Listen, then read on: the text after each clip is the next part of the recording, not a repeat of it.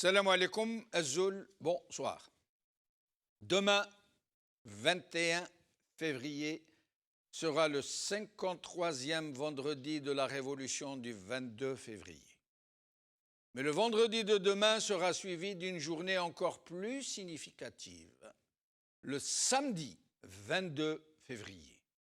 Et c'est ainsi que pour la première fois, depuis un an, nous allons avoir 2 jours de manifestations consécutives, le vendredi et le samedi.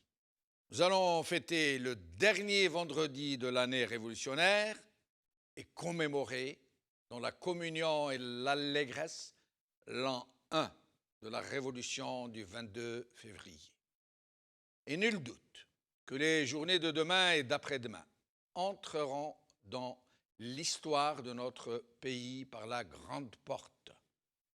2 journées qui feront date, qui montreront la voie aux peuples opprimés de toute l'humanité.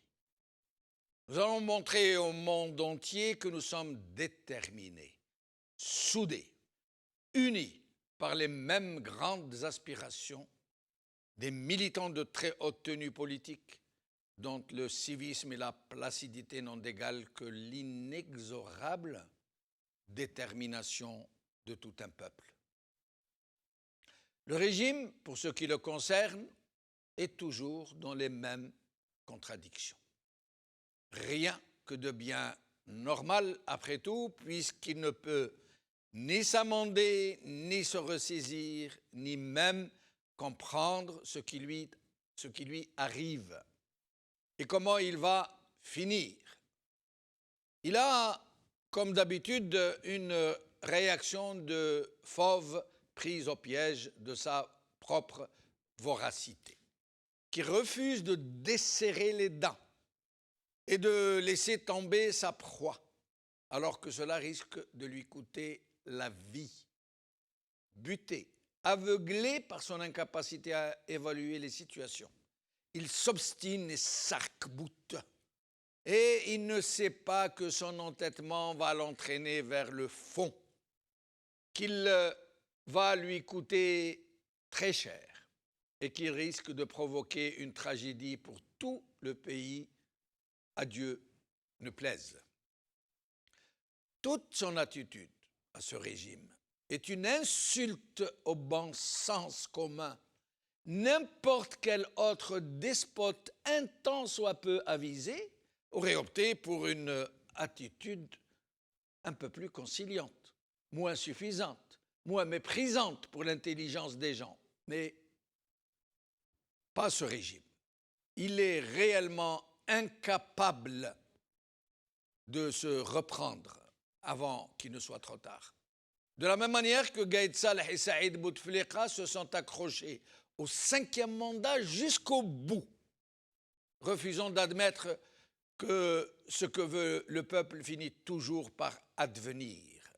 Quand ils l'ont compris, tous les deux, c'était trop tard, pour eux du moins, même si l'un des deux a tenté de chevaucher la révolution et de jeter son propre comparse en pâture à la foule. Dans le même temps qu'il avait cru qu'il pouvait rouler la révolution dans la farine électorale. Et il continue, ce régime, dans ces mêmes errements à se répandre en vaines promesses, à appeler à la rescousse ses alliés naturels, à tout faire et tout entreprendre pour tromper l'ennemi qu'est son propre peuple. Il n'est plus que dans le mensonge, la manipulation, la subversion, la contre-révolution. En fait, pour dire les choses de la façon la plus triviale, il est juste trop bête, trop incompétent, incapable d'évaluer ses propres capacités, ou plutôt ses propres incapacités. Tout ce qu'il entreprend tourne systématiquement à la bérésina, à l'échec. C'est pour ça, je crois, qu'il vaut mieux avoir un ennemi intelligent qu'un ami trop bête, malhonnête, adepte du mensonge comme il l'est de l'accaparement. Ce régime avait fait main basse sur le 1er novembre, sur le 5 juillet, sur la guerre de libération nationale, sur les Shuhada, les Moujahidines. Et là, c'est hold-up sur le Hirak. Cette dernière trouvaille, pour gâcher la fête, pour contrer cet anniversaire de cette si belle révolution, et de jeter le grappin sur le Hirak, pour en faire sa chose, croit-il. Oui, oui, mes chers amis. Et le plus incroyable, le culot le plus phénoménal, jamais observé dans la pratique des régimes les plus cyniques, les plus effrontés, aura été ce décret d'hier seulement, pris par le président issu de la fraude électorale, un décret qui institue la journée du 22 février, la journée de la révolution du peuple algérien, qui devient, par la grâce de ce décret scélérat, signé par un président de la fraude, cette journée devient officiellement Journée nationale de la fraternité entre le peuple et l'armée pour la démocratie. Il faut vraiment être capable de tout pour oser une telle outrance. Faire de la plus belle journée du peuple algérien, depuis son indépendance, une journée de fraternité, non pas entre l'armée et son peuple, mais une journée de connivence entre ce même peuple et les chefs de l'armée, qui l'ont si longtemps opprimé, pillé, volé, assassiné. Des chefs de l'armée qui ont tout fait pour briser la révolution du 22 février, qui ont instrumenté leur justice aux ordres pour jeter les manifestants en prison, qui ont refusé le droit au peuple d'une transition qui puisse leur permettre de recouvrer sa souveraineté sur son destin, qui ont imposé des élections présidentielles cousues main, où la fraude a été tellement massive qu'elle a battu tous les records depuis l'indépendance. Oui, ce sont ces chefs de l'armée, les vrais maîtres du pays, dont Tebboune n'est qu'une piètre façade, après tant d'autres. Ces parrains mafieux que ce même Tebboune veut transformer par la grâce d'un décret en héros du Hirak. Des héros qui n'ont rien fait d'autre dans leur vie que se battre pour la démocratie. Waouh! Fallait vraiment la trouver, celle-là. Et pire encore, c'est M.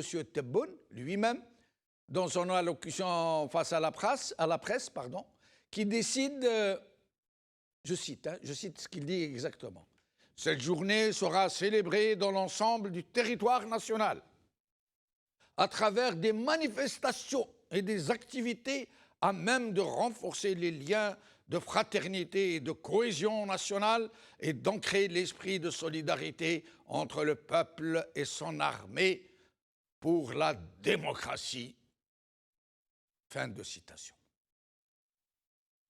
Et dans le même temps, une très belle opération est lancée pour bloquer tous les accès menant à la capitale. Des barrages filtrants, des chantiers dans les tunnels, des blocages dans l'autoroute.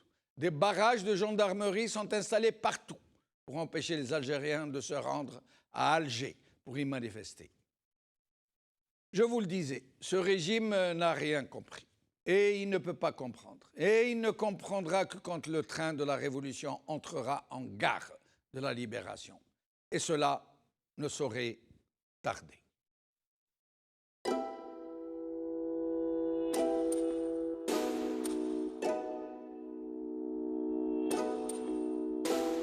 يما كتري من دعاوي ولادك راهم خارجين يمشيو على الحرية يما ولادك متحضرين طالبين ديمقراطية هاك الورد زيد الياسمين في مسيرة سلمية عالتغيير معولين اليوم الشعب ليبري الجيري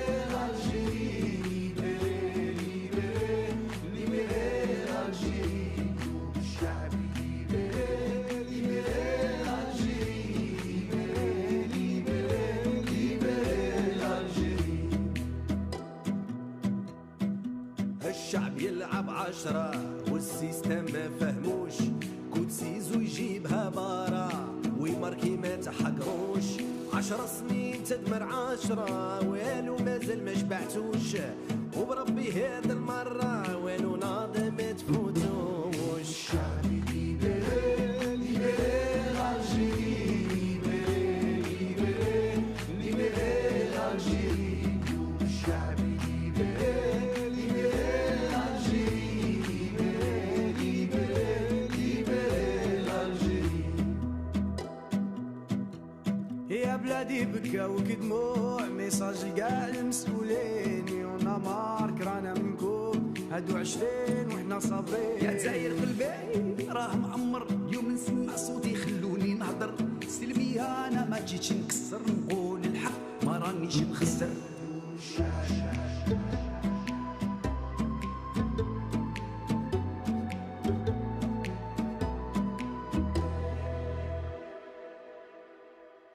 حرية فردية حرية جماعية كلنا مواطنين في اختلافنا محترمين لبستو برنص العار بهدلتونا مع الجناس حنايا نموتو في البحر وانتو تداويو في بلاد الناس شعبي ليبري ليبري الجيري ليبري ليبري ليبري الجيري شعبي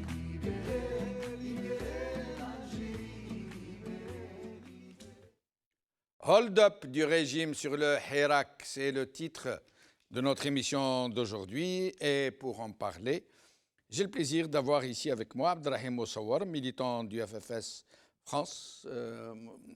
Abdelrahim Moussawar, merci d'être avec nous. Merci Jamaldine. Bonsoir à tous les téléspectateurs de Maghrébia. Bonsoir aux invités. Merci de m'avoir invité. Je suis très content d'être ici parmi vous.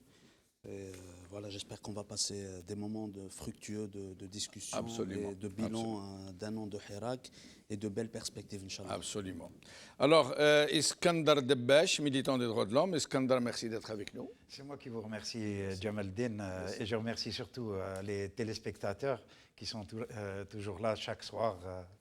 Et téléspectateurs d'un grand peuple. Ah oui. D'un grand peuple qui est le peuple algérien. On peut le dire. Depuis Alger, Amira Boraoui n'est pas encore avec nous, nous allons le retrouver dans un petit moment. Depuis le Canada, par Skype, Adel Jabbar, observateur politique. Adel Jabbar, merci d'être avec nous. C'est moi qui te remercie, c'est toujours un plaisir d'être là, partager de bons moments avec toi. Je salue vos invités sur le plateau et surtout notre peuple. Merci beaucoup. Alors, puisque nous vous gardons Adel Jabbar, question. Que vous a inspiré la signature de ce décret hier par M. Tebboune, qui a institué la journée du Hirak 22 février, journée nationale pour la fraternité entre l'armée et le peuple algérien pour la démocratie, hein. Et son allocution où il a dit qu'il fallait sortir dans toutes les villes d'Algérie, manifester et tout. Et le RND a déjà répondu, le RND, qu'il se tenait prêt demain à faire sortir ses troupes pour manifester dans toutes les villes d'Algérie. Ce que j'ai appris dans la vie et dans les sciences politiques, c'est que la dérision est une arme mortelle contre les dictatures. Il faut en rigoler, ne pas être surpris du tout. Moi, j'avais écrit un papier hier où j'avais dit c'est la Saint-Valentin de la dictature. Ça fait 30 ans que je vis dans un pays démocratique, j'ai passé à peu près 40 ans en Algérie. Je n'ai jamais vu, entendu un chef d'État ou nous demander d'aller prendre le premier sergent dans la rue et l'embrasser. Nous n'allons pas fraterniser avec cette armée qui est la nôtre. Nous-mêmes, nous sommes des officiers de réserve. Et nous n'avons jamais été les ennemis de notre armée. Nous nous opposons à une oligarchie militaire prédatrice, antinationale. On voit la succession des sections et des compagnies de généraux qui se suivent à la queue leu pour aller en prison à cause de toutes les phrases qu'ils ont fait. Et donc, ils nous disent sortez, ils essayent de récupérer la révolution. C'est une manipulation de bas étage qui ne prendra Jamais, les gens ont compris. Donc c'est l'une de leurs dernières trouvailles parce qu'ils sont encore en retard d'une guerre. Les gens ne les écoutent même pas. Au contraire, ils rigolent. S'ils voulaient réellement qu'il y ait une compassion, il écoute le peuple. Aujourd'hui, il est en train de bloquer les accès sur Alger. Ça me rappelle étrangement mon enfance à Constantine, quand je sortais de l'école et que toutes les ruelles pour aller à la Casbah étaient barricadées et gardées par des bérets rouges et par des CRS français pour nous filtrer afin que nous puissions rentrer à la maison. Aujourd'hui, ce monsieur-là est en train d'interdire l'accès de la capitale des Algériens aux Algériens. Et il ose s'approprier quelque chose qu'il n'a pas fait. Ces gens, ce sont des faussaires. Ils ont volé l'histoire de l'Algérie, ils ont volé la révolution d'Algérie, ils ont volé l'argent d'Algérie. Ils continuent encore dans le faux. Et ils ne peuvent produire que le faux. Dans une école, dans un collège, dans une université, s'approprier les travaux de quelqu'un s'appelle du plagiat. Ça mérite un avertissement, ça mérite une sanction, ça peut mériter aussi qu'on dise « Ah, vous êtes viré définitivement ». Mais ces gens-là, mais c'est en l'occurrence, Adel Jabbar, est-ce qu'on ne peut pas parler d'OPA lancé sur le Hirak ou plutôt de hold-up commis sur le Hirak qu'ils veulent nous voler tout simplement?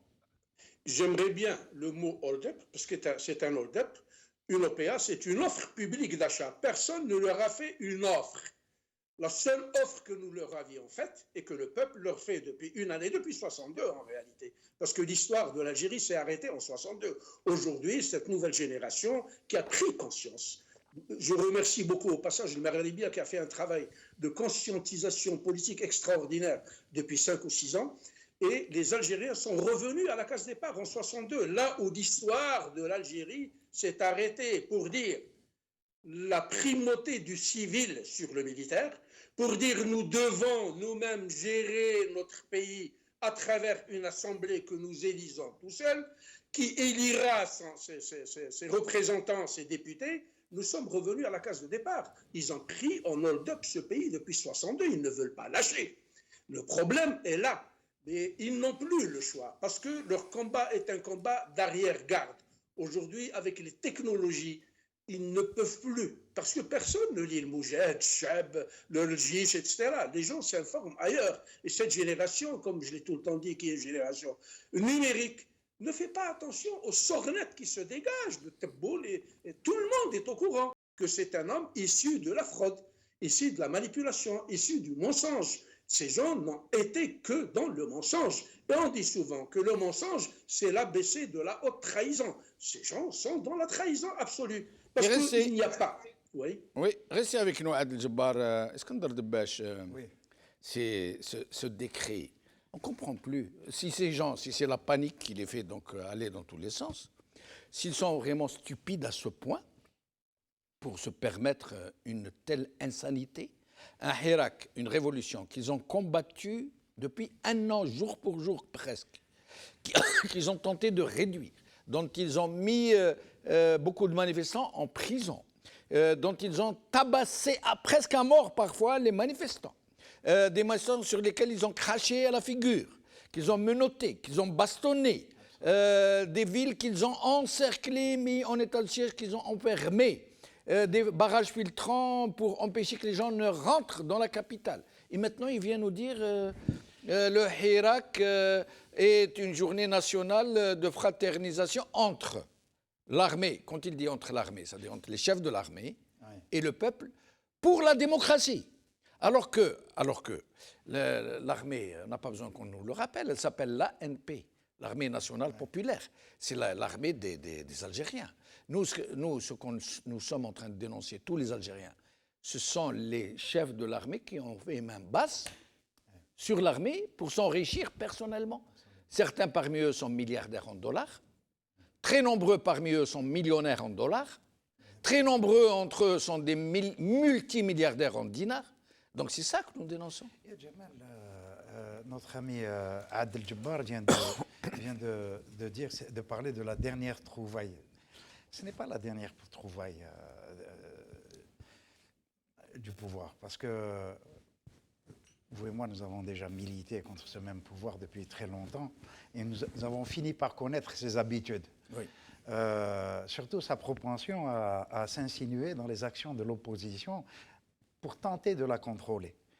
Le clonage des syndicats, le clonage des partis, et ils s'invitent comme ça dans l'opposition. Ils ont toujours été comme ça. Oui. Nous connaissons parfaitement leur manière de faire. Oui, mais à ce point, ça veut dire la seule fois depuis 1962 où une révolution populaire est en train de les déstabiliser de façon ouverte, qui a suscité l'admiration du monde entier. Ils veulent en faire leur mouvement, leur journée nationale. C'est une action désespérée de leur part.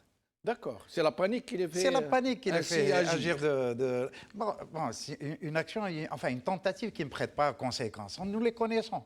Nous savons à quoi nous attendre nous savons parfaitement à quoi nous attendre de leur part. Donc maintenant que le RND rameute ses troupes, de quelles troupes il dispose dispose le RND? Mais il n'y a pas que le RND, attention. Ouais. Le RND a été le plus zélé à annoncer sa participation. Oui. Mais moi, je vous le donne en mille. Demain, vous allez entendre parler de tous les partis politiques, les épiceries, oui. De toutes les Zaouïas, de tous les Baltagias, de tous les potentats locaux, de tous les chefs de tribus. Ceux qui ont l'habitude de... comme on dit nous. Encore faudrait-il qu'ils aient une audience auprès du peuple. Oui, mais non, pas d'audience. Mais ils vont pouvoir donner l'impression, comme les médias sont du côté du régime, on va nous dire, le RND est sorti à Sogaras, le FLN est sorti à Ouargla, les anciens Moudjahidines sont sortis à Batna. On va nous dire ça demain. Même s'ils arrivent à injecter quelques Baltagias dans la population, ils seront noyés dans la masse et leurs voix seront étouffées par la voix du peuple. Ils ne risquent pas de provoquer des anicroches au sein de la population? Mais non, il faudrait qu'ils soient en nombre suffisant pour ça. Oui. C'est impossible. Maintenant, on parle du RND qui manifeste sa présence et qui répond présent. Ni le RND, ni son clone, je ne veux pas dire FLN parce que c'est une parodie de FLN. Oui, FLN. La misérable parodie de FLN qu'on essaie de présenter comme un parti national, alors qu'il n'en est rien, que c'est un parti d'imposteurs dans la réalité. Ou Aïb, on l'appelle FLN. Parce que le FLN. C'est pour ça que le peuple demande à ce qu'il soit dissous. Et ce serait de salubrité publique, qui soit réellement dissous. Donc maintenant quelle audience ont-ils auprès du peuple? Pardon. Skandar, ce que vous soulevez là est une question très importante. Oui. Pourquoi demander la dissolution du FLN alors qu'il suffit que le FLN ne soit plus financé par le régime avec l'argent du peuple algérien? Il suffirait que les élections soient naturelles, sincères et transparentes pour que le FLN n'ait plus de députés. Pourquoi ne pas plutôt essayer de faire en sorte qu'il y ait de vraies élections et que les partis de ce genre ne soient plus financés par l'État? S'il y avait de véritables élections, on n'entendrait plus parler de l'actuelle représentation du FLN, du soi-disant FLN. Il serait complètement balayé par... D'ailleurs, qu'est-ce qu'il a comme audience? Qu'a-t-il comme audience? Les anciens Moudjahidines, maintenant. Les vrais, vous voulez dire? Les véritables sont morts. Dans les années 60, il y avait les véritables Moudjahidines qui soutenaient plus ou moins la pérennité du Front de Libération Nationale. Mais bon, passé les années 70, là, ils ont vieilli. La plupart sont morts ou sont au chapitre de la mort. Les Matla Rahmou ou les Mazallah Ytaoulou Flamar. Mais que vaut le FLN actuellement? Et à le RND. Et son clone, le financé par l'argent du peuple algérien. Ils ont des milliers de locaux. Et auquel cas, nous sommes devant une véritable... Des centaines du mois. Nous sommes devant une véritable imposture. C'est une imposture, c'est tout. On ne peut pas le qualifier d'un autre terme. Maintenant, pour ce qui est de la célébration du premier jour du Hirak, enfin d'une année accomplie du Hirak, pour demain, moi je dirais que le pouvoir est en train d'aboyer pour rien. Nous connaissons ses habitudes. Nous savons que son action ne se soldera en rien du tout et il ne prête pas à conséquence. Et nous allons avoir 2 jours de manifestation.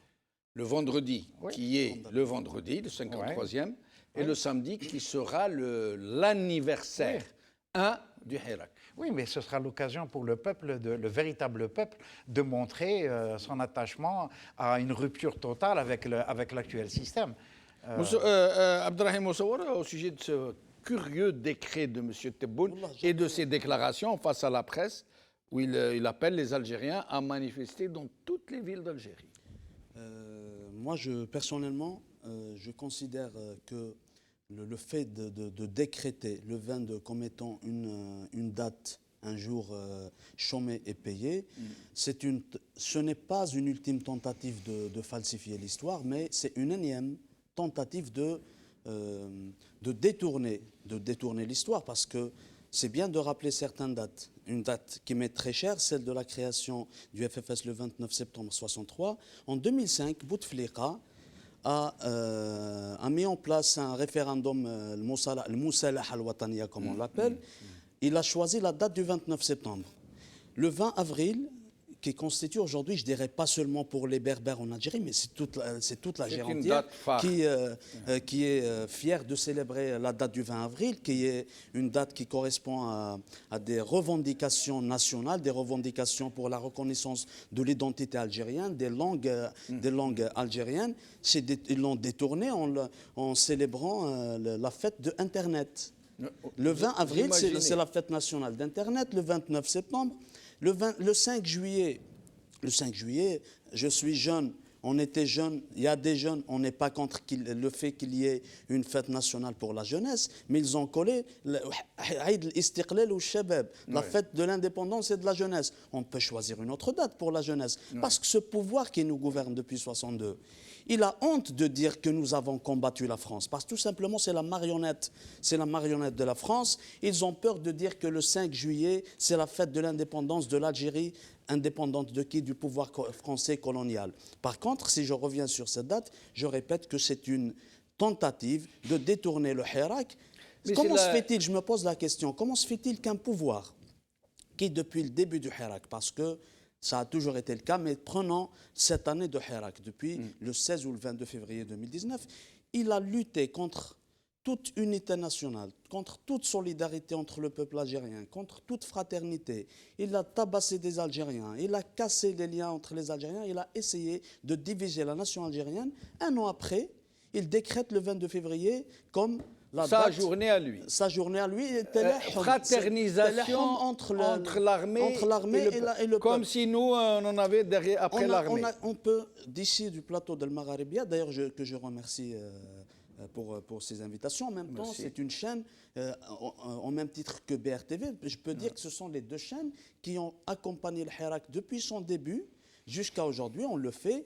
C'est une chaîne qui permet au peuple algérien de voir des militants de partis politiques, des activistes politiques passer et dire, donner des perspectives, des propositions. Et donc, ce que je pourrais dire là-dessus, c'est que la fraternité qui existe entre le peuple algérien et son armée, on parle des soldats, les enfants du peuple, comme tu le citais tout à l'heure, l'AMP, l'armée nationale populaire, ça ne date pas d'hier. Ça a toujours été le cas. Par contre, le détournement qu'ils ont utilisé, puisqu'ils sont en train de jouer sur le langage, c'est qu'il y ait en place une fraternité entre le peuple et le Qiyad al-Askariya, le commandement militaire, ce qui ne s'appliquera jamais, ce qui n'arrivera jamais, parce que ce sont eux les vrais maîtres du pays. Les maîtres du pays. Ce sont eux qui ont volé la légitimité du peuple. Et nous, le peuple, on veut une rupture. Absolument. On veut un changement. D'ailleurs, le Chab, il dit Madaniya, Machi Askaria. Quand on dit Machi Askaria, ça ne veut pas dire que le peuple il renie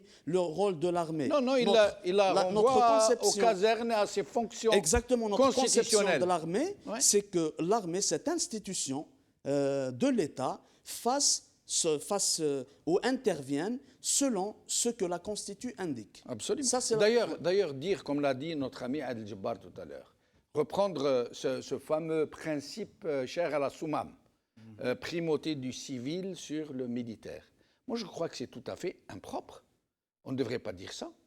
Parce qu'en l'occurrence, ce n'est pas une question de primauté qui passe le premier. Puisque la décision politique, le pouvoir politique ne devrait revenir qu'au peuple algérien et au peuple algérien seul à travers ses représentants.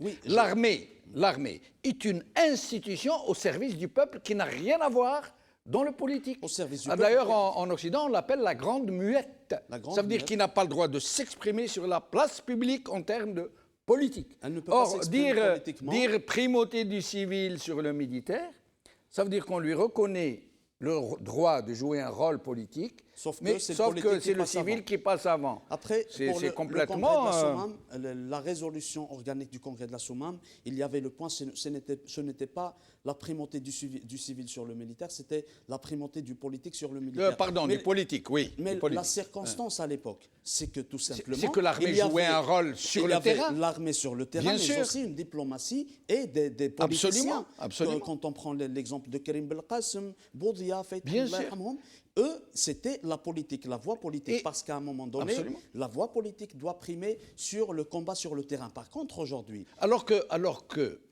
à ce moment-là, l'armée jouait un rôle primordial puisque c'est une guerre. c'était une guerre. Alors, normalement, l'armée, en toute logique, devrait avoir la primauté de la décision puisque nous sommes en guerre. Malgré ça, les politiques ont décidé, ils ont dit non, les militaires joueront leur rôle militaire, mais la décision politique n'appartient qu'aux politiques et les militaires viennent après. Ça ne veut pas dire qu'ils ne sont pas présents du Parce tout. qu'à l'époque, la hiérarchie qui existait au sein Oui. du FLN et de la LN, c'était un véritable État algérien. Oui. Si on avait respecté les décisions qui émanaient du 1er novembre, c'était les promesses du 1er novembre et du congrès de la Soumam, aujourd'hui, on vivrait. D'ailleurs, on ne serait pas là en France. C'est on serait chez les nous. étrangers qui viendraient en Algérie parce que déjà, bien avant le début de la guerre d'indépendance, un État algérien souverain, politique et démocratique se dessinait à l'horizon, mais qui a été entravé par le coup d'État contre Ben Ramdan, le coup d'État en 62, en 65, en 92. Et là, on vit aujourd'hui Oui. une tentative de coup d'État contre le Hirak, Ah, ce qui ne exact. doit pas se Ah ben, produire c'est très ou bien, se absolument, reproduire. ouais. Ce coup d'État contre le Hirak, le peuple algérien, franchement, je vous assure qu'il en est immunisé. Il est immunisé. Vous pensez que parce demain, il y aura une grosse réponse et après-demain vous savez, moi je considère qu'il y a une chose, une constante depuis le début du Hirak, c'est que le peuple algérien, il a gagné pas mal de choses. La bataille médiatique, la bataille de l'image, je pense que Facebook, le Magharibia, BRTV, ces trois éléments ont mis en échec ce pouvoir avec toute sa presse aux ordres, toute sa justice au téléphone. Il n'arrive plus à supporter cela. Demain, Inch'Allah, ce qui s'est passé à Kharata récemment, le 16 février, tous les Algériens se sont déplacés à Kharata. À 2 h du matin, sur mon Facebook, je vois des amis qui se déplacent d'Oran à Kharata. C'est là que je me suis dit, une année après le début du Hirak, il va continuer avec une intensité encore plus grande, Inch'Allah. Alors, je rappelle justement qu'à Kharrata comme à Khenchela, Kharrata le 16, les citoyens, nos compatriotes de Kharrata ont inauguré une place à Kharrata, place de la libération, je crois. La liberté, la De place la de liberté. Et à Khenchela aussi, où nos compatriotes de Khenchela, rappelons que les deux villes ont marqué par leur manifestation l'avant 22 février. Le début Hein, c'est Kharrata, ils ont marché avec des drapeaux noirs. Et à Khenchela, ils ont fait descendre le portrait de Bouteflika qui briguait un 5e mandat, qu'on voulait faire passer Bessif. Donc à Khenchela aussi, ils ont baptisé, nos compatriotes de Khenchela, une rue au nom de rue de la liberté ou de la libération. Je ne suis pas très sûr, j'espère que Hossein va pouvoir nous le dire. Et nous recevons Amira Bouraoui, médecin, militante pour la démocratie. Amira Bouraoui, merci d'être avec nous. Amira Bouraoui. Pardon. Bonsoir Monsieur Benchenouf. Bonsoir Amira, Monsieur comment le allez-vous? spectateur. Bonsoir à tous les invités présents. Et puis avec un petit peu de retard, je tiens à souhaiter un joyeux anniversaire à Al-Magharibi, qui ne nous accompagne pas que depuis le 22 février, mais depuis plusieurs années pour cette révolution. Merci, voilà. merci. J'ai été invitée, mais j'ai eu un contretemps. J'aurais aimé être parmi vous. Et ben voilà, j'en profite ce soir pour vous souhaiter un joyeux anniversaire. Merci beaucoup Amira. En effet, nous vous avions invité, nous aurions voulu que vous soyez des nôtres. Mais معليش العام الجاي ان شاء الله. بصح العام الجاي يا أميرة، العام الجاي. العام الجاي في الجزائر. حتى العام الجاي. لا la fête, l'anniversaire. L'anniversaire, ça se fait une fois par an. C'est nous. Ça C'est nous qui vous attendons l'année prochaine alors. Inch'Allah, Inch'Allah. Alors, Amira Bouraoui, Monsieur Tebboune, نعم. Monsieur Tebboune, le président issu de la plus grosse fraude électorale depuis 1962. Ça c'est un secret de polichinelle de toutes les façons, y compris à l'étranger. Donc vient de décréter, de signer un décret où il met le grappin sur, rien de moins, il met le grappin sur la révolution du 22 février, sur le Hirak, qu'il récupère, dont il fait une journée nationale pour la fraternisation entre le peuple algérien et son armée, pour la démocratie. Fin de citation. Je vous laisse commenter. Alors, je pense qu'il l'a déjà quelque part récupéré, car si ce n'était pas le Hirak, Tebboune n'aurait jamais été président. Sinon, je ne pense pas que le peuple algérien ait besoin des déclarations de Tebboune pour s'approprier cette journée du 22 février comme étant une journée nationale.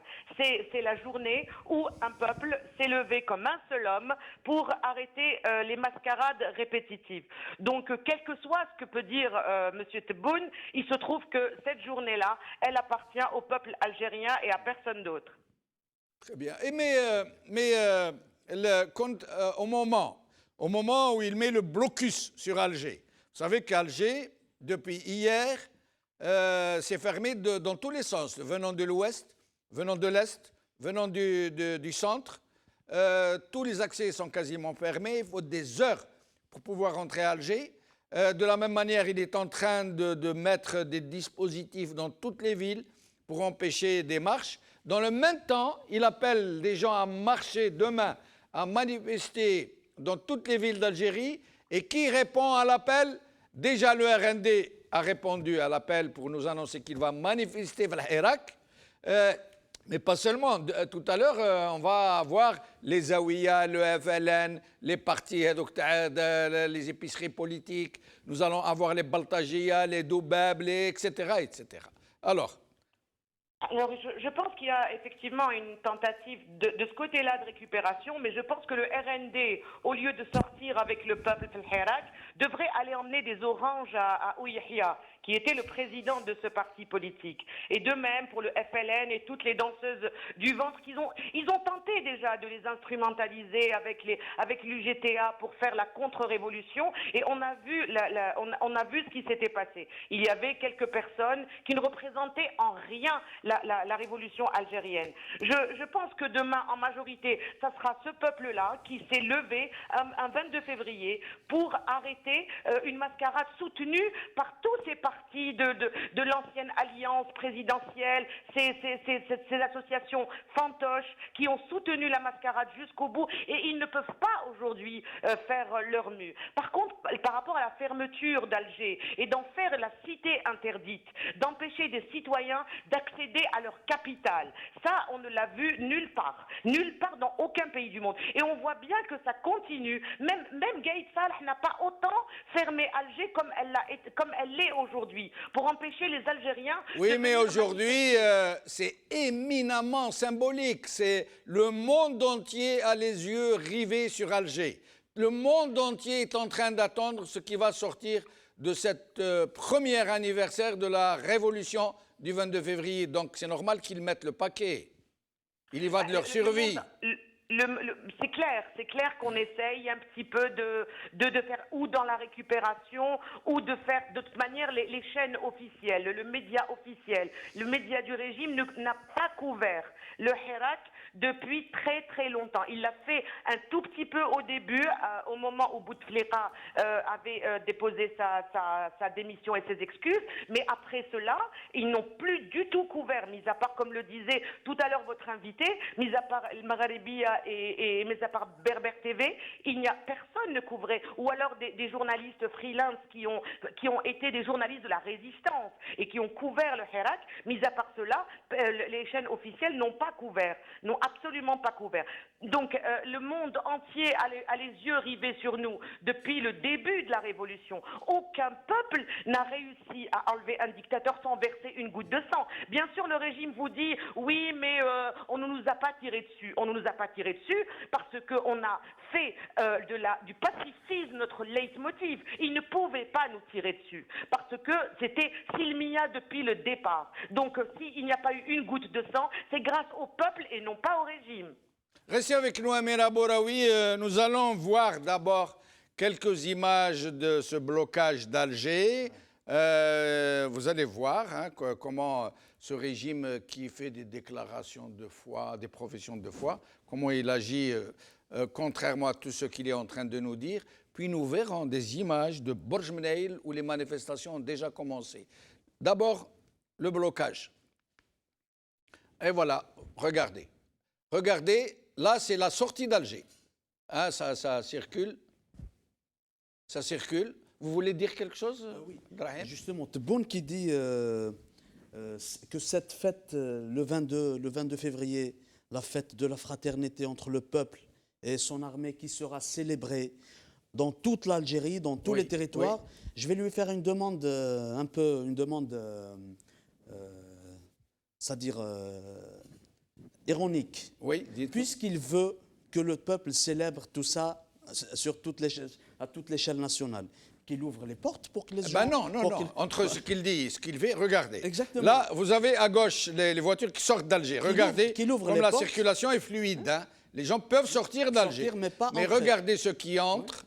On nous a rapporté des histoires sur des familles qui sont bloquées, dont une famille où il y avait une dame malade. Il y a eu de gros problèmes. Subterfuges. Voilà, mais il n'y a pas que ça. Il y a des chantiers qui ont été ouverts dans des tunnels. Il y a des barrages gendarmerie filtrants partout sur les autoroutes, sur les routes nationales. Regardez. Mais les Algériens sont en train de contourner Alger.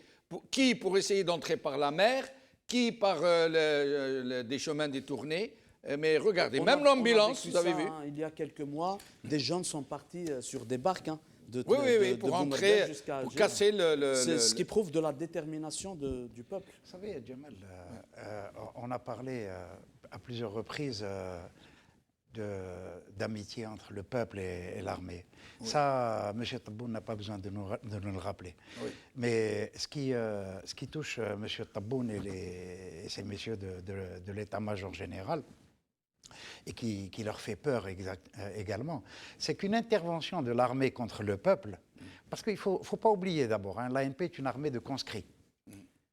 Donc elle est constituée à 99% d'appelés, donc des enfants du peuple eux-mêmes, qui n'accepteront jamais. Et c'est pour ça qu'ils n'ont pas fait tirer sur le peuple. Mais justement. Parce qu'ils savent que les enfants du peuple ne tireront pas sur leur peuple. Et après, il vient vous dire Ahmed Rabbi, ma tirيتش عليك ابن عمي قليل الخير انت. انا ما قلتلكش وما زلت تهضر. قليل الخير وعلاش il est Dieu le Père, il a oui, là il faut le laisser voler le droit de vie et de mort sur les Algériens. Ah oui. Smahou li, j'ai parlé d'abord, je voulais d'abord saluer une grande dame qui est aujourd'hui parmi nous. Madame Amira Bouraoui, que je salue, à laquelle j'adresse tout mon respect, même si elle ne m'aime pas beaucoup. Mais ben, on lui demandera tout à l'heure pourquoi elle ne vous aime pas beaucoup. Non, mais quand même, c'est une dame que je respecte beaucoup. Que nous respectons tous. Absolument. Mais malgré son franc-parler qui, de temps en temps, se transforme en bombe atomique. Oui. Mais je salue son action. Alors, nous allons voir les vidéos de Borj Menaïl où les manifestations ont déjà commencé. Regardez.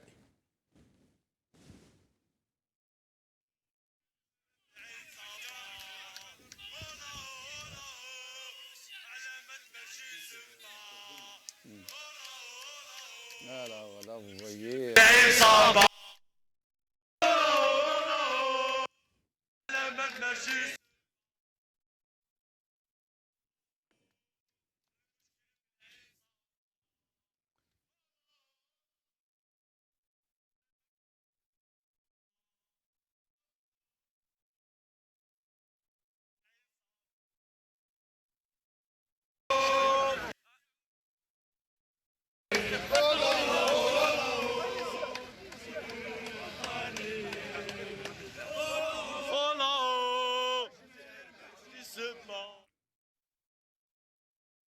Alors, nous allons voir les images de Place de la République à Khenchela et à Kharrata.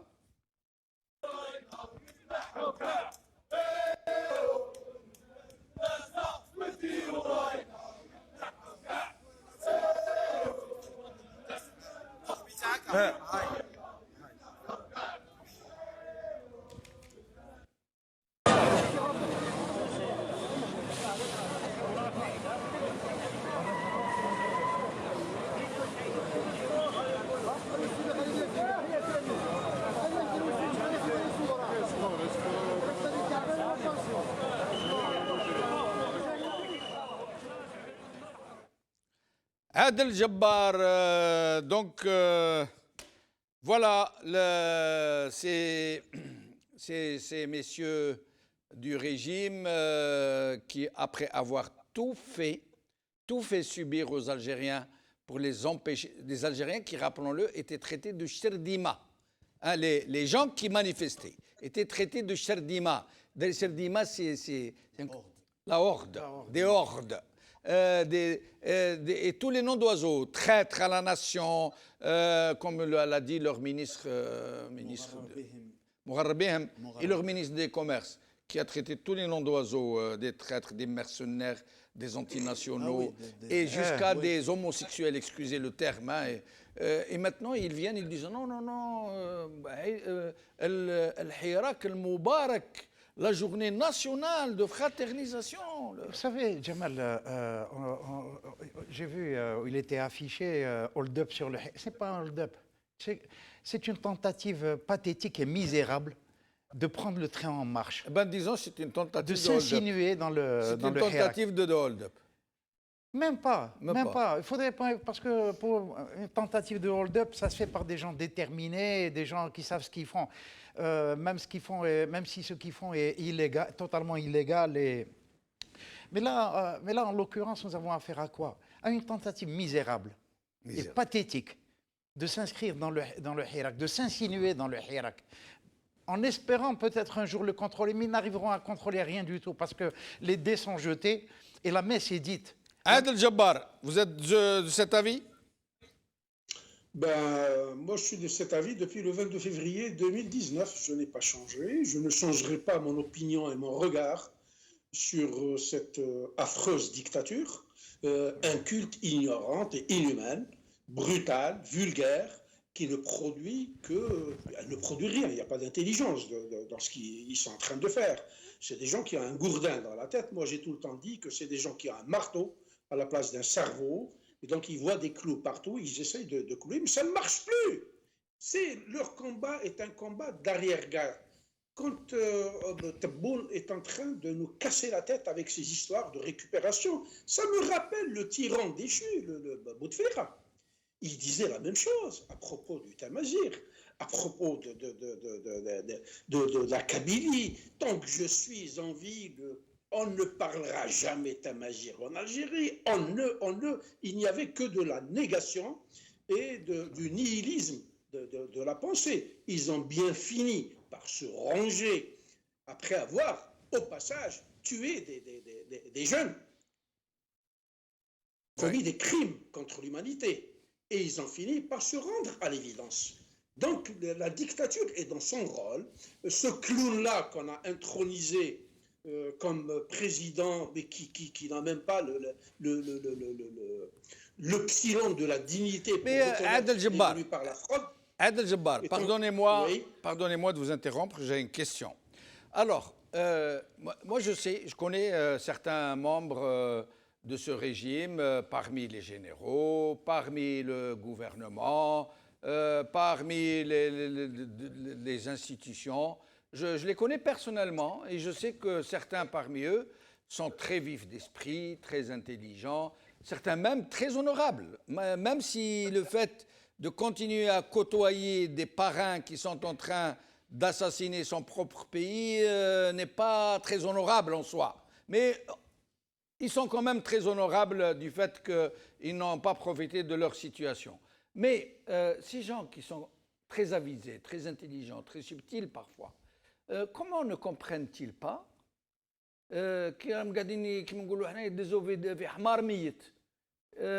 comment n'ont-ils pas compris que le peuple a déjà vaincu, qu'ils sont déjà partis, qu'ils n'ont pas besoin de s'esquinter et de s'acharner et de s'obstiner, puisque de toutes les façons, il n'y a aucune chance, serait-ce une chance sur 10 milliards, qu'ils puissent l'emporter. Il n'y a aucun doute. La seule chose qu'ils pourraient faire subir, encore une fois, à ce peuple, c'est de provoquer une autre tragédie. Mais en tout cas, eux ne seront pas gagnants, il n'y a aucun doute là-dessus. Ils sont déjà partis par les égouts de l'histoire. Comment n'ont-ils pas compris qu'il aurait été préférable pour eux d'aller vers une vraie transition, qui leur aurait laissé le temps de partir en douceur, qui leur aurait laissé le temps de négocier les conditions de leur départ, voire même d'avoir des garanties sur leur propre sécurité, sur leurs propres biens. Comment font-ils pour ne pas réagir de façon à peu près intelligente, Adel Jabbar? Ils sont dans une logique de ventre. Ils sont dans une logique de rente. C'est des carriéristes, ils sont là, ils ne se mouillent pas, ils prennent une attitude de neutralité qui est juste à la limite de la lâcheté, et ils s'en foutent royalement. Du temps de Gaïd Salah, ne nous attend pas divulguer des informations qui relevaient pratiquement du secret d'État, pour nous dire qu'un petit adjudant qui était son secrétaire personnel faisait danser sur un pied des généraux qui avaient la diarrhée quand ils s'adressaient à lui. C'est des gens qui sont dans la lâcheté. Ils sont là, c'est des carriéristes, ils ont besoin d'une fiche de paie, ils ont besoin d'avancer en espérant que les résultats ne leur tombent pas sur la tête. C'est tout, ils sont dans cette logique de carriériste. C'est comme les élites organiques. En principe, quelqu'un que nous considérons comme faisant partie d'une élite est là pour faire de la guidance, pour proposer des lumières, pour proposer des solutions, pour se positionner avec son peuple, pas pour avoir des comportements et des attitudes insultantes et méprisantes vis-à-vis du peuple. Nous avions eu des exemples de gens qui étaient contre cette dictature, des gens qui se positionnaient comme étant des démocrates, des gens qui se positionnaient comme étant ceci ou cela, et qui, à la sonnerie qui a retenti sur le téléphone, ils sont partis à quatre pattes pour se mettre au service de la dictature. Donc c'est des gens qui n'ont absolument aucune personnalité, aucune dignité. Le minimum syndical de la dignité, ils ne l'ont pas. Et c'est ça qui fait qu'aujourd'hui, il y a une crise de confiance, je ne dirais pas grande, mais absolue entre le peuple et ces gens-là. Nous ne les croyons pas. Ces gens sont dans le mensonge, dans le déni, dans le mépris. Et c'est pour ça que ça ne marchera pas. Restez avec nous. Ramener des anges du paradis, il ne pourra jamais, absolument jamais, ni lui, ni son état-major, nous faire changer d'avis. Et restez avec nous, Adel Jabbar. Skandar Debesh. Moi, j'entends bien ce que dit Adel Jabbar. Oui. Sauf que il y a quelque chose qui cloche quelque part. Parce que ces gens-là, ils sont très intelligents. Ils savent ce qui les attend. Je sais que la plupart sont des crétins. Nous les connaissons, vous et moi. C'est des crétins stupides, imbus d'eux-mêmes, pleins de suffisance, arrogants, pleins de morques. On les connaît. Mais parmi eux, il y a des gens qui sont intelligents, qui voient loin, qui savent avoir une vision des choses qui soit un tant soit peu normale. Mais ce que je ne comprends pas, alors que j'entends bien ce que disait Adel Jabbar, c'est que ces gens-là risquent leur peau, comme Kadhafi. Ces gens-là risquent demain de se retrouver devant des tribunaux internationaux. Ces gens-là risquent de tout perdre, y compris l'argent qu'ils ont exfiltré en milliards de dollars. Beaucoup d'entre eux sont milliardaires en dollars. Alors, je ne comprends pas qu'ils ne puissent pas avoir une réaction à peu près intelligente, dire peut-être qu'il vaut mieux négocier maintenant avant qu'il soit trop tard, peut-être que nous pourrons sortir par la grande porte, comme cela s'est passé dans les pays d'Amérique du Sud, comme cela s'est passé en Afrique du Sud.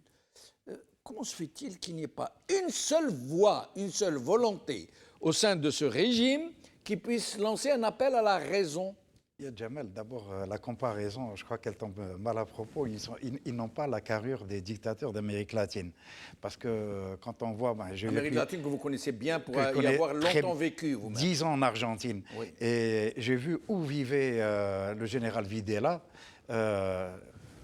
Il a vécu dans une maison qui était son logement de fonction, qu'il a dû évacuer à la fin de ses fonctions, justement, et notamment quand il est passé au tribunal de La Plata pour une question de droits humains.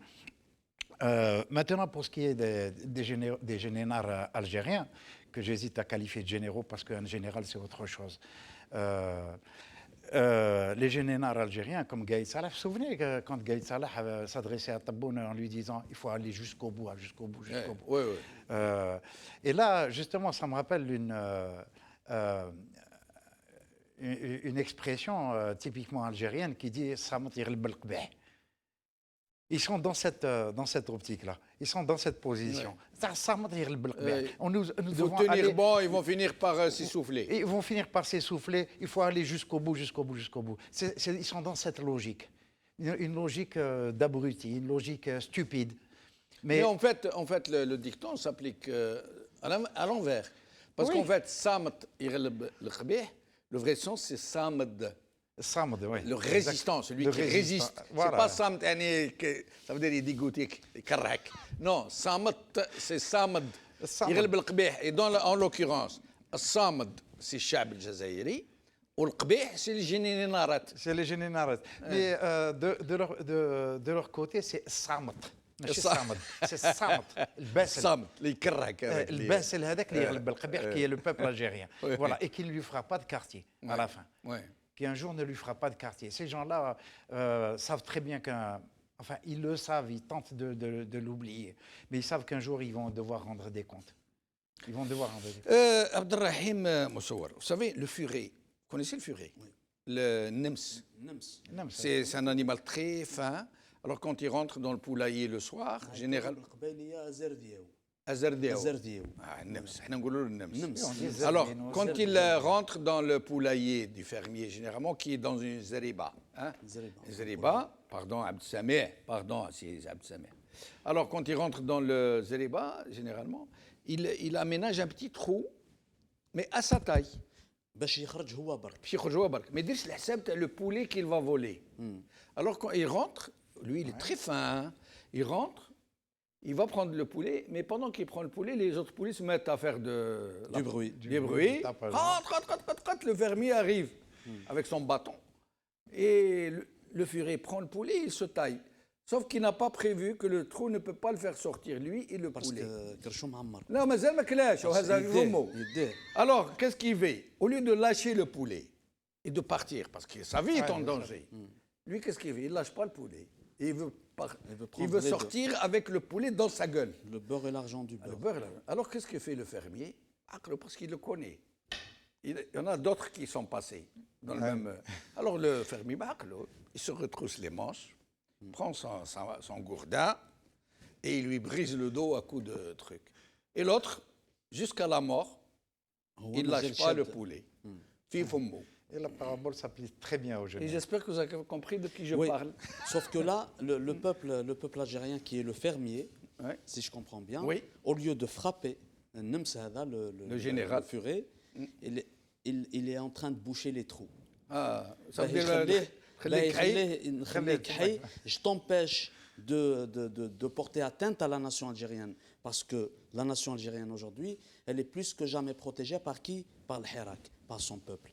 Les policiers, plutôt la CRS, qui ont tenté de frapper le peuple, de matraquer des citoyens. Les citoyens, ils reviennent, ils reculent, ils disent Nkemlouha b'silmiya. Donc le pouvoir, ce pouvoir, il est rentré dans une sphère de cafouillage. Je pense que on n'a jamais eu un pouvoir aussi stupide, aussi bête dans sa médiocrité. Je suis d'accord avec vous. Dans sa médiocrité. Parce suis que d'accord. quelqu'un qui dit une semaine, un mardi ou un mercredi, il fait un discours, il dit Sherdam al-Mugharrar bihim. إيه. 2-3 jours après, il te dit الشعب الجزائري العظيم اللي خرج من اجل حمايه الوطن. وهذا Il faut وهذا savoir, الحراك المبارك. الحراك المبارك, à un moment donné, juste avant, il te dit الحراك اللي راه جابوه من الايادي الخارجيه, c'est la main de l'étranger qui est en train de manipuler les Algériens et tout. Ils sont en train de jouer sur les médias. C'est pour ça, je reviens sur son appel à fêter le 22 février sur tout le territoire national. سمح بيسرقوها Il للشعب sait يعني. Ils pertinemment. veulent voler au peuple Ils algérien veulent sa propre victoire. Ils essayent de voler au peuple algérien, mais ça va être désespéré, une tentative vaine, parce qu'ils savent pertinemment qu'il va y avoir des millions d'Algériens pour célébrer un an de Hirak. Je réponds seulement à ceux qui disent que le Hirak a pris un an, on ne sait plus quoi faire, ça fait longtemps. Non, ça ne fait pas longtemps. Au contraire, le peuple il est en train de gagner plus de maturité. Il est en train de gagner du terrain. Il faut savoir que si le pouvoir, ils disent que l'armée n'a pas tiré sur les citoyens, les policiers n'ont pas tiré. Ce n'est pas par... Bien sûr, on est des Algériens. Après, chacun sa confession. Non, c'est eux qui vous le disent.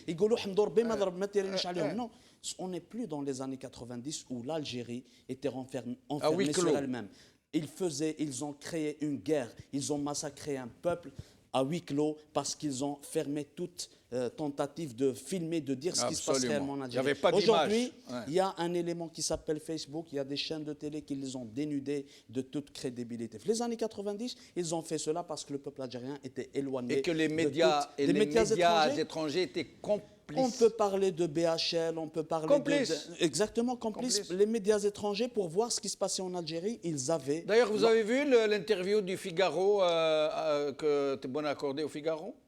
Apparemment, il a dit je vais essayer de moraliser le... En tout cas, les questions du journaliste, c'est un peu comme si c'était le journal Moujahid. C'est les questions de l'UNTV ou l'Al-Moujahid. Moujahid. Il lui a pas posé une question intéressante. Il lui a posé que les questions qui vont dans le sens du poil. Qui vont dans le sens des réformes.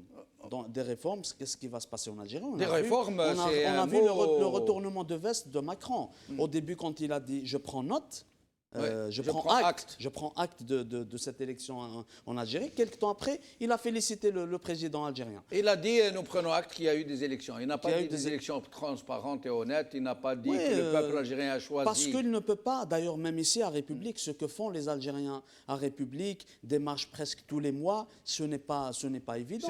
Ça ne tombe pas dans l'oreille d'un sourd. Exactement, ça ne tombe pas dans les oreilles d'un sourd. Ce que je voulais dire, c'est que ce n'est pas parce qu'ils n'ont pas tiré sur le peuple par pitié ou pour les beaux yeux du peuple. Tout simplement, nous avons gagné la bataille médiatique, la bataille de l'image. Ce qu'il faut savoir aussi, c'est que pour faire reculer des millions de personnes, tu vas tirer combien de personnes? Tu vas tuer combien de personnes? Mais ce sont des millions. Et puis les enfants de l'Algérie qui sont des militaires ne tireront pas sur leur jamais. Moi, je vais vous apprendre quelque chose. L'armée, c'est les enfants du peuple. Je vais vous apprendre quelque chose qui m'a été... envoyé par quelqu'un qui est militaire lui-même. Ils ont découvert dans une caserne, le matin quand ils sont levés, dans les sanitaires, à la peinture, Tetnahaouga. Alors, branle-bas de combat. Il y a plusieurs généraux qui sont arrivés. La caserne a été mise, comment on dit en termes en isolement, en isolement au quartier, je ne sais pas comment.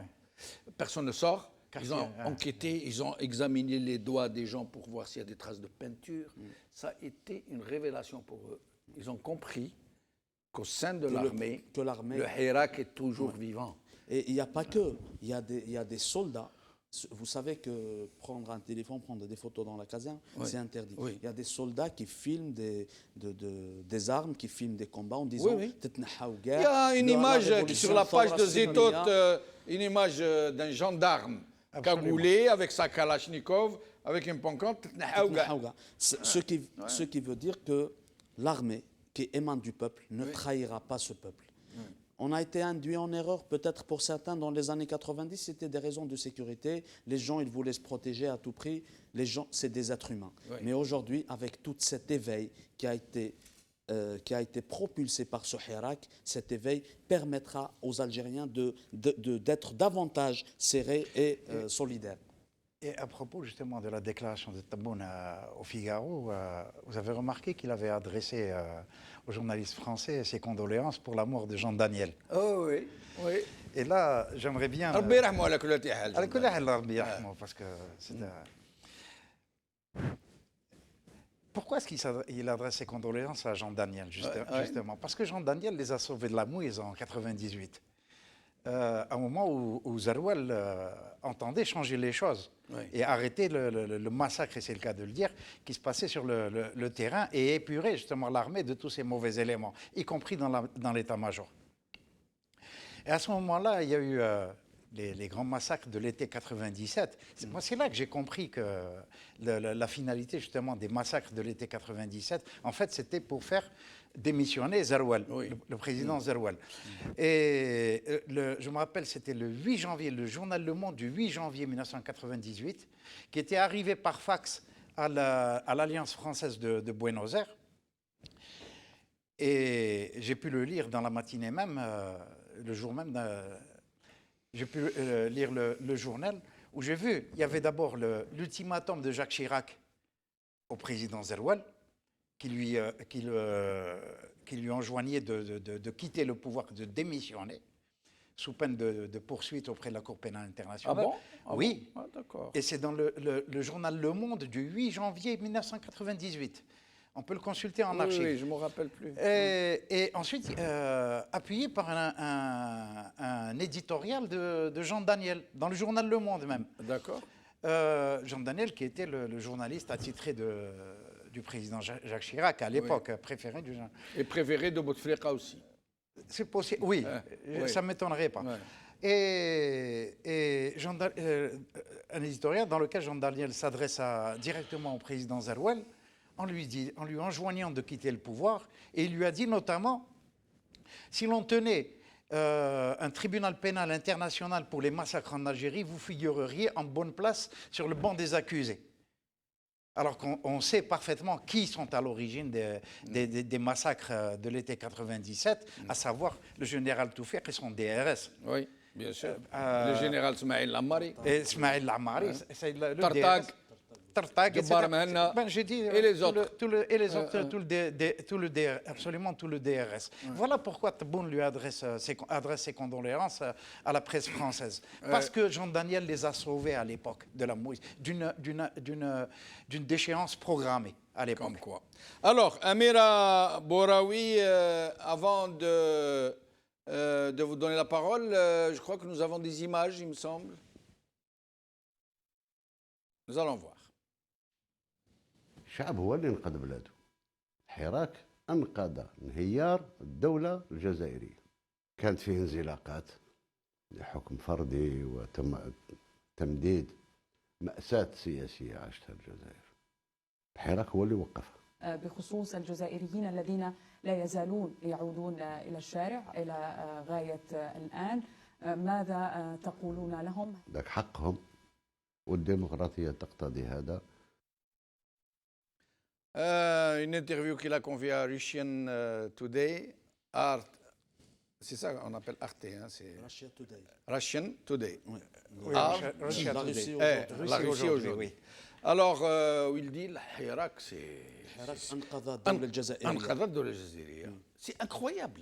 C'est quoi? C'est de la schizophrénie? Attendez, je vais poser la question à Amira Boraoui, je reviens à vous. Amira Boraoui, c'est quoi ça? C'est de la schizo?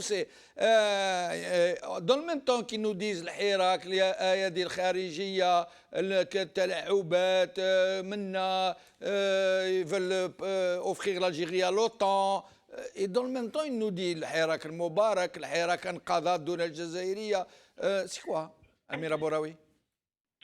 C'est vrai qu'on ressent une certaine schizophrénie dans ce régime qui, d'un côté, soutient le Hirak. Soutient le Hirak parce que, comme je vous le disais tout à l'heure, Tebboune n'aurait pas été président s'il n'y avait pas eu le Hirak, et tous ses ministres n'auraient pas été ministres s'il n'y avait pas eu le Hirak. Donc, bien sûr, il y a une certaine reconnaissance, mais en même temps une certaine demande de légitimité. Une légitimité que ne donne pas aujourd'hui le Hirak, parce que le Hirak n'est pas arrivé au bout de ses revendications.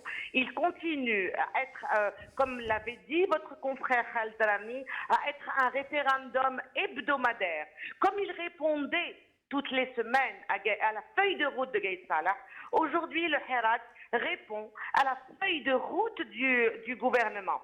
Je tiens quand même, monsieur Benchenouf, vous me permettez, parce que j'ai entendu l'un de vos invités qui disait « Je sais qu'elle ne m'aime pas, mais je la respecte ». Je tiens à lui répondre quand même. J'aime tous les Algériens, quelle que soit leur appartenance, leur couleur, leur idéologie. Le seul C'était Skandar Debbache. Skandar, en plus, il s'appelle comme mon fils, Malish. Je n'ai jamais détesté un seul Algérien, j'en ai haï un seul. Lequel? Il s'appelle Anis Rahmani. Anis Rahmani, je l'ai haï. Et je vais vous dire, monsieur Benchenouf, je n'ai pas été d'accord avec des militants, avec des politiques. On avait des visions différentes. Je suis une progressiste, je ne suis pas censée être aimée par tout le monde. J'ai respecté le conservateur, le progressiste, le libéral, celui de droite, de gauche. Vous pouvez être en tant qu'Algérien comme vous. Mais Amira, une question. Amira, pardon, oui, une question toute simple. Est-ce que vous connaissez quelqu'un, une seule personne, parmi les gens bien,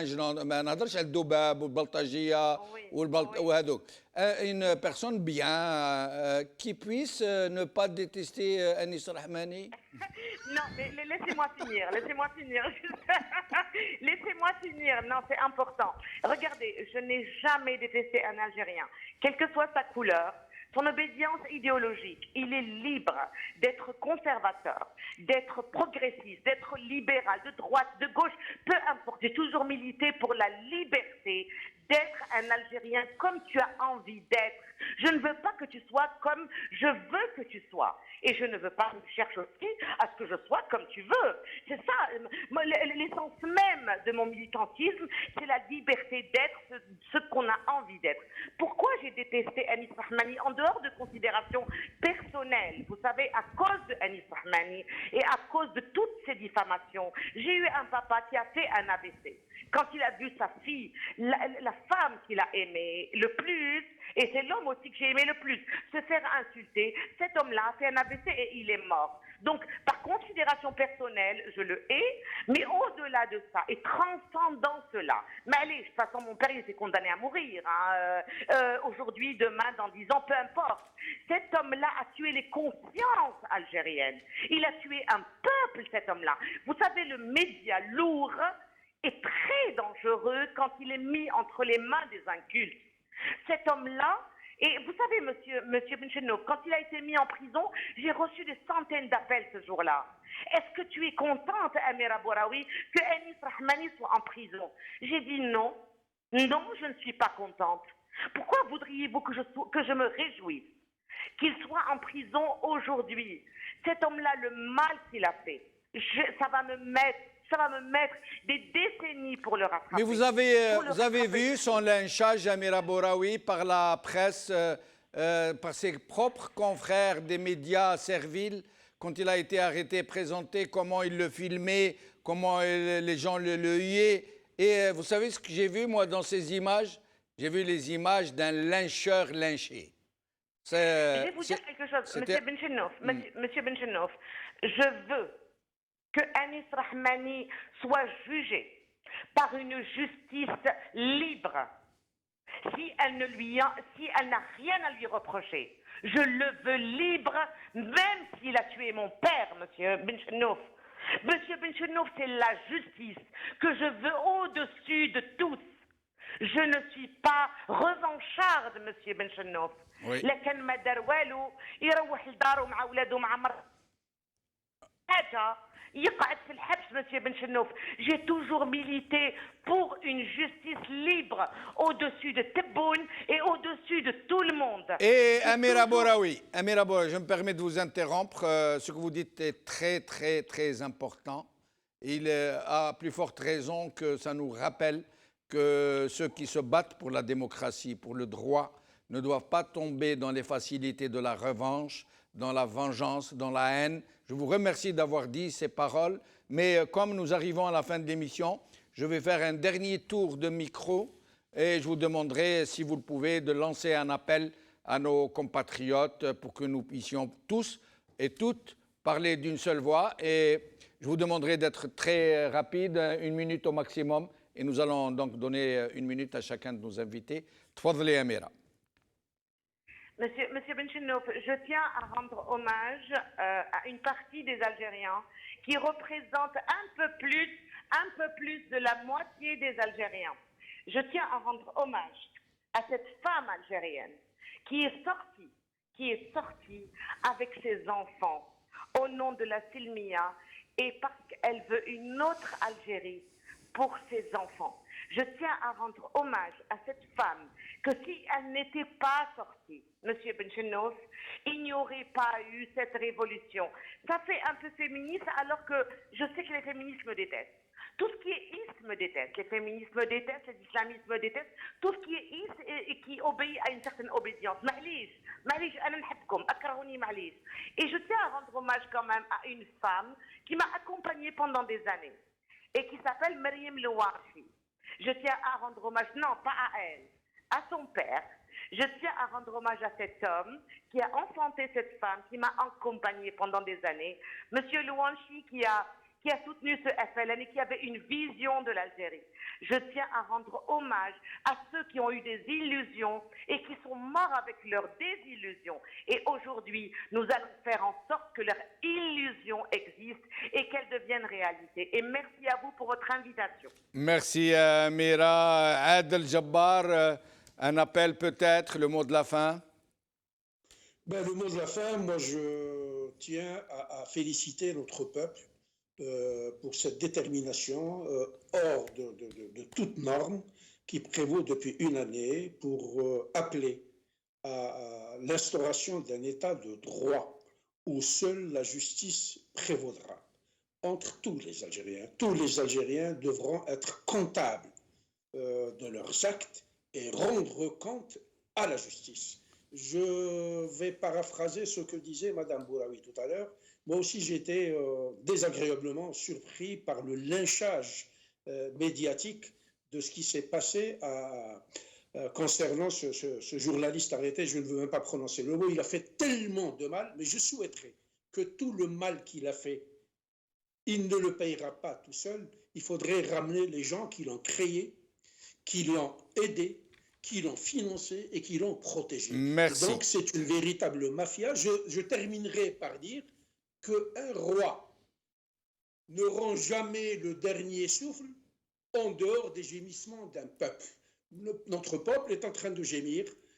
Continuons à gémir et à crier notre rejet de ce régime criminel-là. Et je suis définitivement certain que nous aboutirons. Nous sommes au dernier virage. Merci Adel Jabbar. Alors, Iskandar Debbache et Abdelrahim Moussour, très très vite. Oui, je vais être très très bref.